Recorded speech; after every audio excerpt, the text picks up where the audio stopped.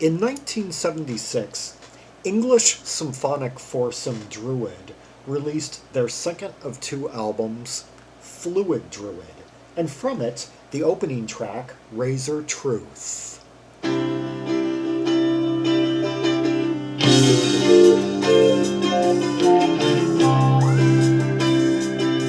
Okay, what do we have already? We have that really kind of silvery riff, that kind of trebly guitar part, and we have that kind of piping, rising synthesizer sound, and really crisp, trebly frontal bass. Yeah.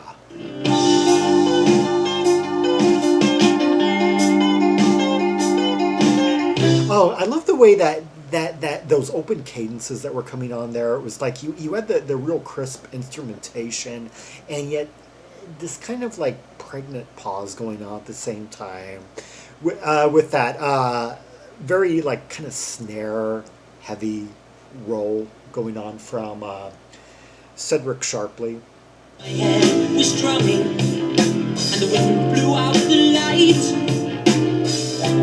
casting shadows on the wall. That strained voice, very De Young like. From left to right, and then let dark. When I thought, well, we just might. I love the way the bass is just kind of slowing down ever so subtly as each bar kind of unfolds, and it's just giving the track kind of like an easy stroll. Let's see. My head was drumming, and the wind blew out the light, casting shadows on the wall, from left to right, and then later, when I thought, well, we just might. This seems to be kind of like an inebriated state he's describing. Although the line, well, and then I thought, and then the line, well, we just might, is in quotes. So that's kind of a bit of a cliffhanger, and then we interrupt the lyrics here. Your voice was old and softly trembling in my ear. I love the way that he is just like finding these kind of like melodic waves to like play off with his voice, to like play off the instrumentation. Oh yeah, and I have to like say something about that kind of plucking guitar bit that we just heard during that bridge. And though the room was dim, I think it's clear to see. That is, you know, I mean, you see, I think most probably.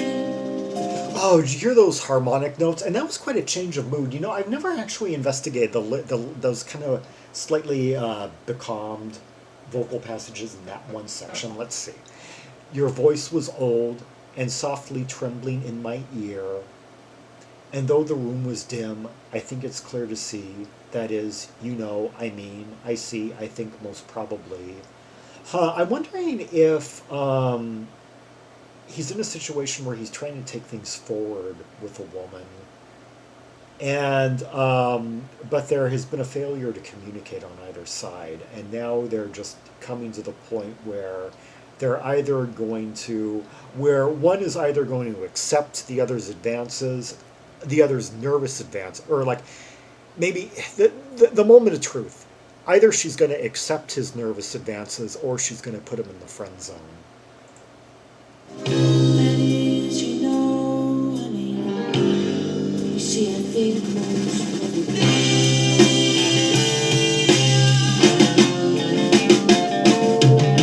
Oh, the way the mixture of snare drum rolls from Ced Sharpley, who would later drum for Gary Newman and Dramatists, and that kind of slow, crisp, like lead bass. Let's just say the bass doing kind of the function of like kind of like a crunchy rhythm guitar.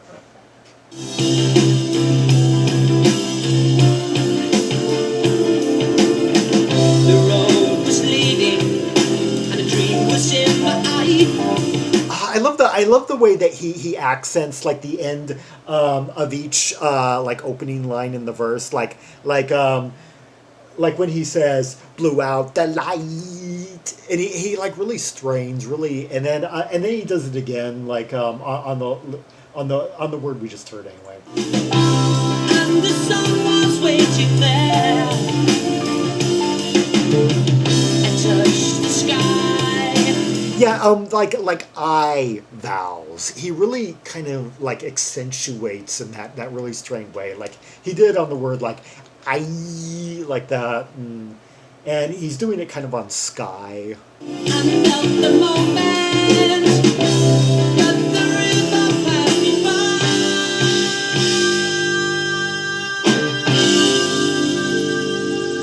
Oh, that was quite a held note right there on pass on by. Yeah, yeah. I vowels are quite a distinctive. Provide are the place where he really distinguishes himself as a vocalist.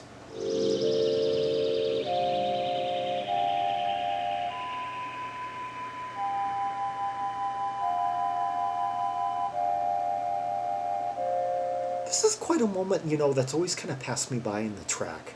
Because they go through so many sections and they don't stay in any place for very long. This kind of like flute like synthesizer bit.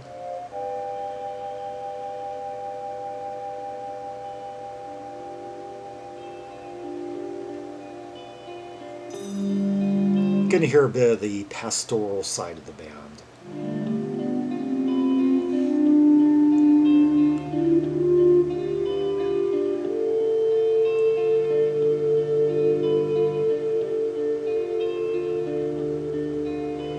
Let's see. Let's introduce some of the other people in the band. The real thick bass work that we're not hearing that right now per se, but Neil Brewer, guitars and vocals by Dane. That's all they give us. Yeah, he's the big guy. If you've looked up any of their videos live or seen the photos, and introduced him, and keyboards by Andrew McCrorie-Shand. And let's see, more on them in a bit.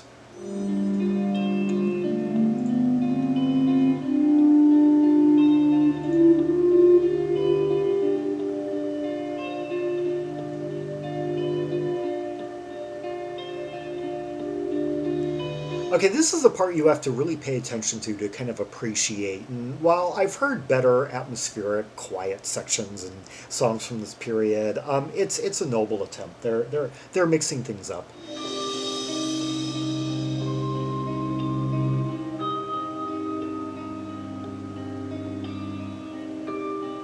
Hear those like droplet sounds interspersed with harmonic plucks. Those boom like. Yeah, like mixing like kind of like a sparkly little note on like an analog synthesizer with like a ding.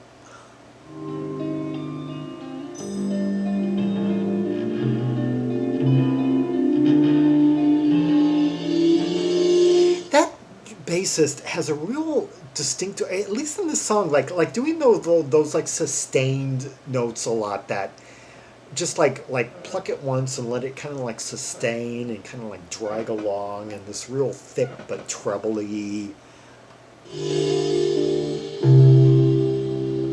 so you stood there, clothed in someone else's smile. I need to catch up with the lyrics because I think I may have fallen behind on the plot here. The road was leading, and the dream was in my eye, and the song was waiting there. I saw the sky and felt the moment, but the river passed me by. Okay, we're getting pretty metaphorical here. It seems like he's using nature observations as anecdotes, functions of nature as anecdotes for what he's going through emotionally right now. Held your hand out, deceive me for a while. Kind of martial percussion or martial rhythms now, like interspersed with these like dropout moments. And I at this point, I guess have forgotten whether the song proper returns. So I'm maybe in for a surprise myself. Until the razor drew. Hear that triad harmonic pull off. Was revealed to the moon, and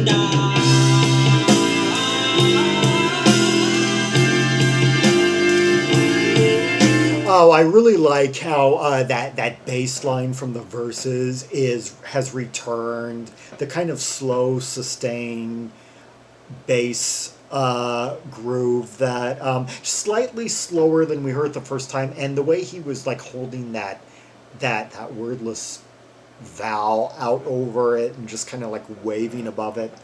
Yeah, I just love how those two elements kind of play kind of over, like, well, one on top of the other in various parts of the song.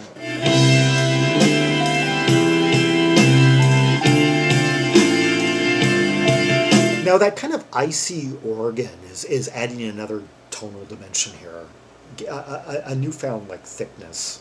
the truth was over. The hill just by the path.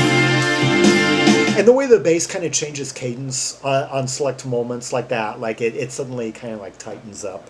That's the freeway, not the new. I judge the place where I once was. Oh, I love how he said was. Finally, he does it on different vowels. Where I once was. Yeah, that those kind of squeezed vowels.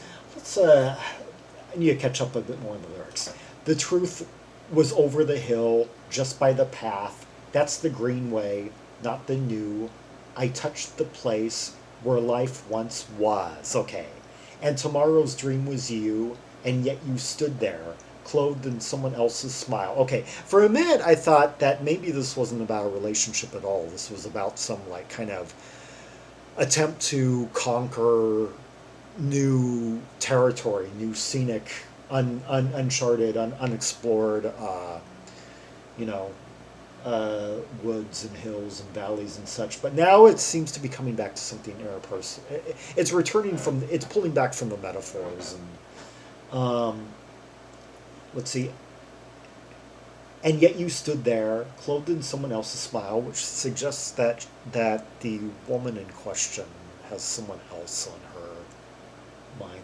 Held your hand out, deceived me for a while until the razor truth was revealed to the moon and I. And so you stood there, your fingers telling lies, removing cold earth, and moved me to a song I never knew, until the razor truth was revealed to the moon and I. It remains somewhat coy. It tries not to give too much away. It leaves a lot to the imagination. It kind of keeps things encrouched in metaphor. I'm gonna imagine that razor truth just means the cutting, the words that you just don't want to hear from someone that you've developed feelings for. Removing cold earth is quite a chilling metaphor. I guess I'm just gonna stick to my theory as to what these lyrics were getting at. Tomorrow's dreams you so stupid. I love. Oh, now they're going from like minor to major in the same key.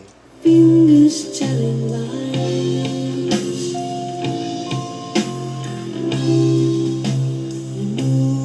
removing cold. I guess that must be a Rickenbacker bass, because those are the basses that are known to make that real trebly, thick sound. That tends to really stand out in songs. It's like Rickenbacker. I guess they have kind of Rickenbacker basses have a sound that's pretty hard to miss, like within an electric setting. I mean, Bruce Foxton played one. Chris Squire, I guess, played one. Yeah. Move me to a song I never knew until the razor drew. Very creative use of harmonic pull-offs. I mean, you can be they tend to just always sound the same because there's only like a few frets you can really do them on, but they're doing it in a way that's quite original and quite well. Was revealed to the moon, and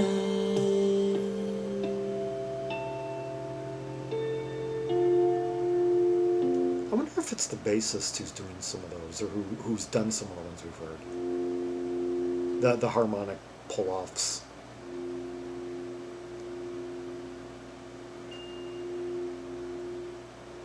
It ends just on such a quiet tone, such a refined.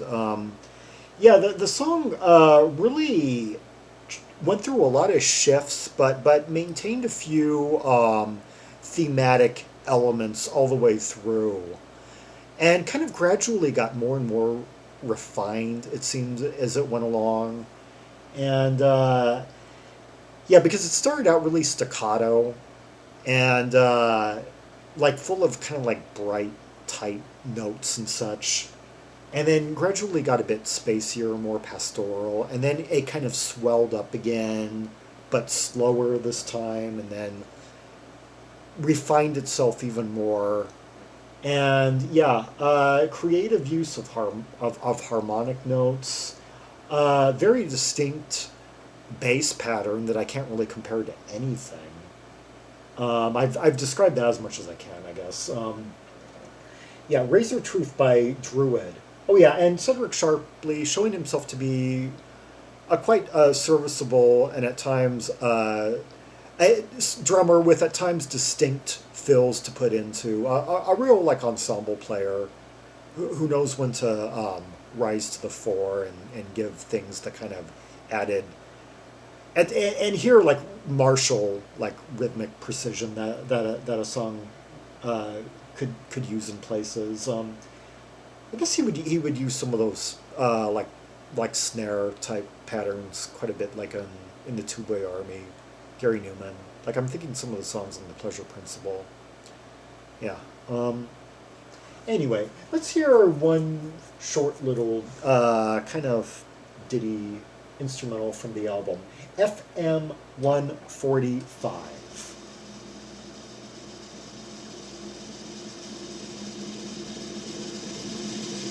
And what was I just saying about martial, like, drum rolls?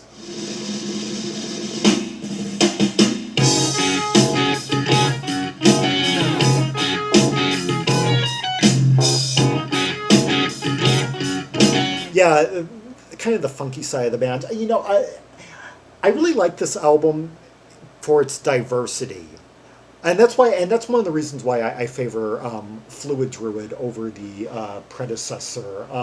Yeah, the first album was kind of Toward the Sun, was kind of like symphonic all the way through, kind of like these elongated, like pastoral symphonic pieces, pretty much for the most part, with a lot of kind of gentle, like wordless harmony over the top. Like, but this album has like a lot more diversity in its style. Tighter, often quirkier, staccato elements mixed with spacier and looser elements, and yeah.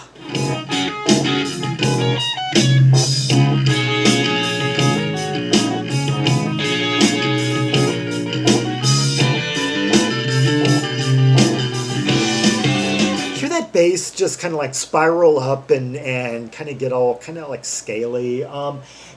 Actually, the bass lines somewhat in this remind me of Fish, the Squire composition off Fragile.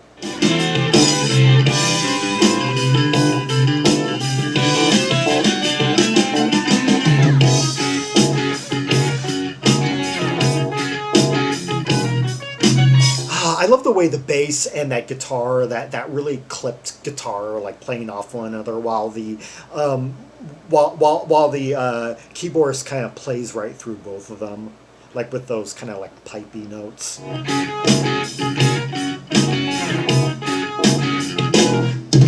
Yeah, it's like a great combination of like the keyboardist is giving us like a real hummable melody here, an earworm, while we also have like this really strong rhythmic component that's equally as noticeable. It can be taken as like two ideas just kind of melding into one.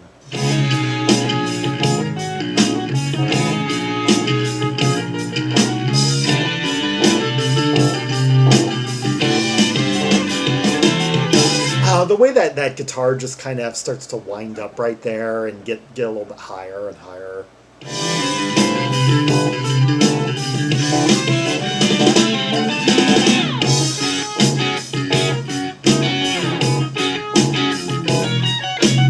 I love those high kind of like single note kind of little doodles that at the end of each like figure of eight.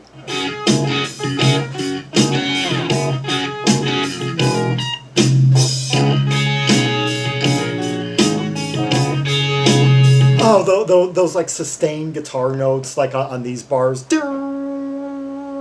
just kind of like searing right through that bass.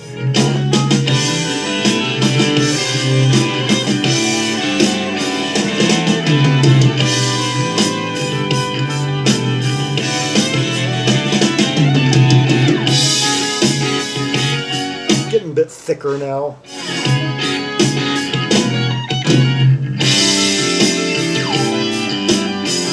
I hear those like sounds are kind of like adding layers now. Yeah, showing kind of like the funky side of the band. It's too bad there wasn't like a third album. Well, apparently they recorded a third album that has never been released, or they abandoned it mid sessions. I don't know.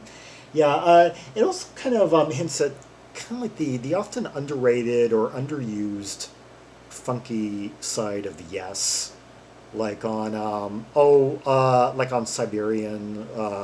What's that song called? Off of yeah, the third track on Close to the Edge, or like Sound Chaser. Yeah, there were a few kind of, or heck, even Roundabout had some funky moments, like in the bridge. The bridge of that song that seems to have influenced the main structure to Celebrate by Cool in the Game. Celebration, yeah. Dun dun dun dun dun dun dun dun. In and around the lake, dun dun dun dun. Celebrate good times, come on, dun dun dun dun dun dun dun dun. Yeah.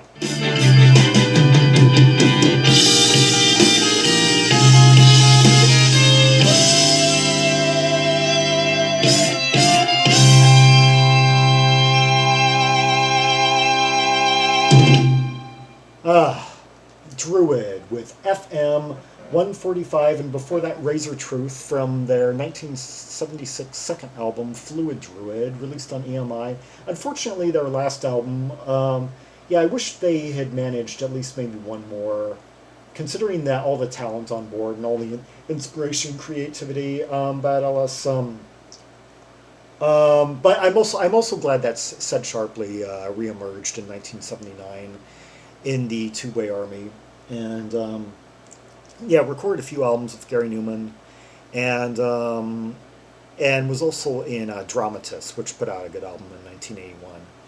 Yeah, and the others, I guess, I don't know about this Andrew McCrorie-Shand, or no, not that. There was another the Never Never Band. Yeah, that I don't know about. I haven't explored.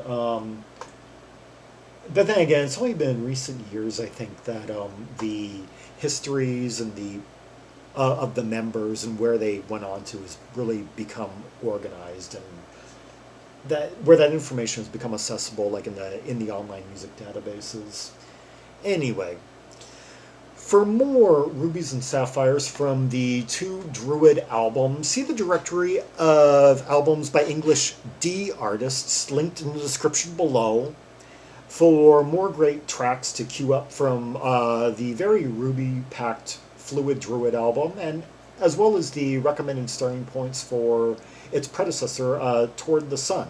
Yeah, oh, interesting side note, yeah, this band scored their deal by winning a Melody Maker contest, rock and folk, yeah, talent contest. And there's an interview online where Phil Collins cites Melody Maker as like the most musical of the 4 major English music weeklies of the 70s. Yeah, saying that Melody Maker always had the most the biggest readership of serious music listeners, and it tended to be the magazine in which like symphonic and jazz rock bands tend to do very favorably among readership and in readership polls and such. Yeah. And that, so I guess if there's any, if you're gonna mine the archives of any of the 4 major music weeklies, Record Mirror, New Musical Express, Sounds, and Melody Maker, you're probably likeliest to find the most insightful musical commentary in Melody Maker. Don't mark my word for it, but that's just what I've been able to gather anyway. Yeah. Anyway, like and subscribe, follow me on social media, and leave a comment if there are any observations you have about the 2 tracks we just heard, the interplay, the counterpoint between bass, guitar, keyboard, drums, the best moments of each of them, the tonality, the cadences, the intensity, the build-up, the dynamics, the vocals. If you have different interpretations of the lyrics to Razor Truth than I do, I'd like to hear them. And until next time, this is Zaragon, the world's most ear-traveled trim maximalist, signing off.